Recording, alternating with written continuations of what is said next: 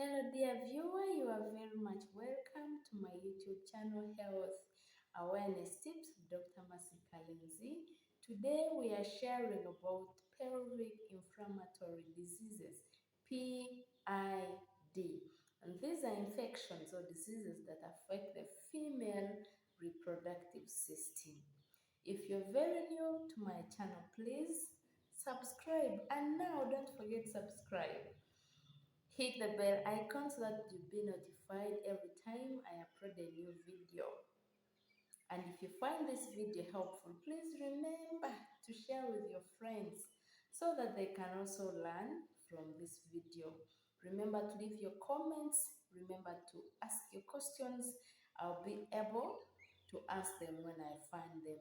Thank you. Like I've told you, PIDs are infections that affect the female reproductive organs and majorly affecting the uterus, the fallopian tubes, and the ovaries. And also, if it is complicated, then the adjacent structures, the nearby structures, can also be affected.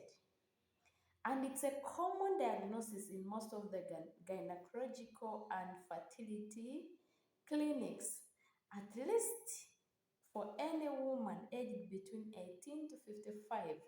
Once in your lifetime and in your clinical visits, you could have had a diagnosis of a PID. How is it spread?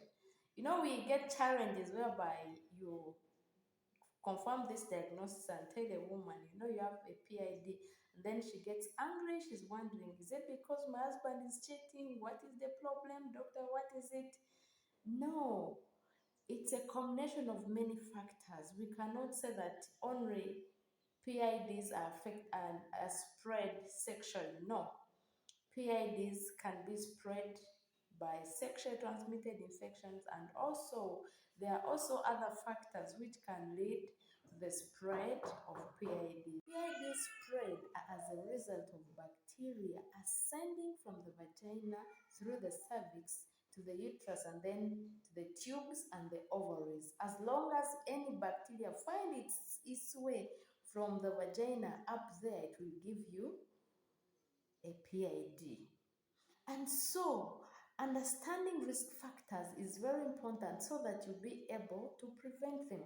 For example, having sex below the age of 25 with multiple sexual partners and without any protection puts you at a risk of getting a PID, especially if you're in a place that is highly prevalent with sexually transmitted diseases. Number 2, vaginal douching. Some women like splashing water into their genital tract with the mind of cleansing it.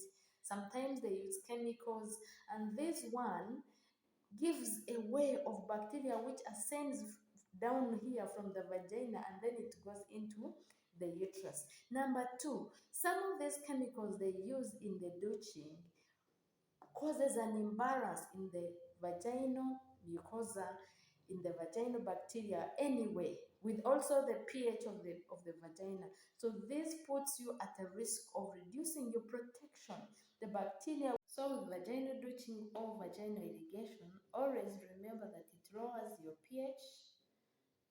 It also puts you at a risk of introducing infections, yeast, and bacteria into your uterus, which in the long term causes you PID. Please do not forget and always try as much as possible to avoid vaginal douching. What we call retrograde menstrual flow.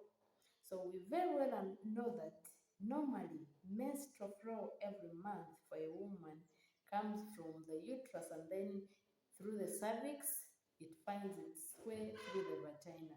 But in some cases, in some abnormal ways, it goes into an abnormal direction. Instead of coming out, it finds its way through the fallopian tubes and then to the peritoneum, which in the long run causes you pelvic inflammatory diseases. That's something abnormal and you need to understand it. So when you are there thinking, maybe my husband is cheating, maybe this is the reason why I have PIDs, think about those abnormal causes or other risk factors that could contribute to someone developing PID. And also we have what you call some procedures. Some procedures like when you get an abortion, it is incomplete, and then you have to do a curettage. This also predisposes you to having PIDs. Other procedures like doing a cervical or an endometrial biopsy, when you're taking a sample for further investigations, assuming they think you could be having a cancer, cervical cancer, or an endometrial cancer, and then we have to take a sample to go for testing to find out if you have a cancer or not. So these things or these procedures also can predispose you to having a PID, because as long as you're introducing something into the uterus, there is always a risk, there is always a chance. Not everyone, but then understand that there is always a chance that you are sending in some abnormal bacteria which can predispose you to a PID. Also, sexual intercourse, having sex also can predispose you to having PIDs. How? When you're having sex and then you get to orgasm, there's when you get those rhythmic contractions of the uterus. So if at all there's been some bacteria on the way, whether in the cervix or in the vagina, there is a likelihood that it can ascend into the uterus and then predispose you to a PID. And also some research suggests that some sperms, where they are ascending, when they are finding their way into the uterus and then through the fallopian tubes where fertilization takes place, there is always a chance or a likelihood of these sperms carrying along some bacteria. These are researches. So don't be confused. Don't keep wondering what is exactly going on. Why am I getting recurrent PIDs? It's because this is a combination of many factors, of many things that can bring you these PIDs. Something to note is I've come to understand through my own ways that some women have sex where they're in their periods. This is not good. However horny any of the partners may be, I think it's not the best thing to have sex when you are in your menstruation, because as much as I'm saying that there are abnormal ways when we get retrograde menstrual flow, but also when you have sex during menses, you push these things in abnormal direction, because otherwise this blood is supposed to be flowing outside through the cervix and find its way outside the vagina. So when you have sex during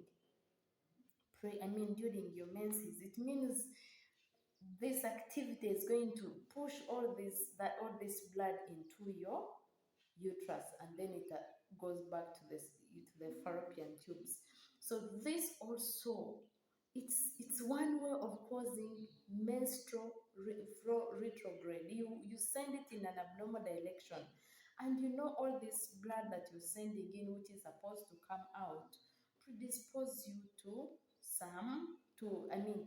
these PIDs. I want to appreciate you for watching.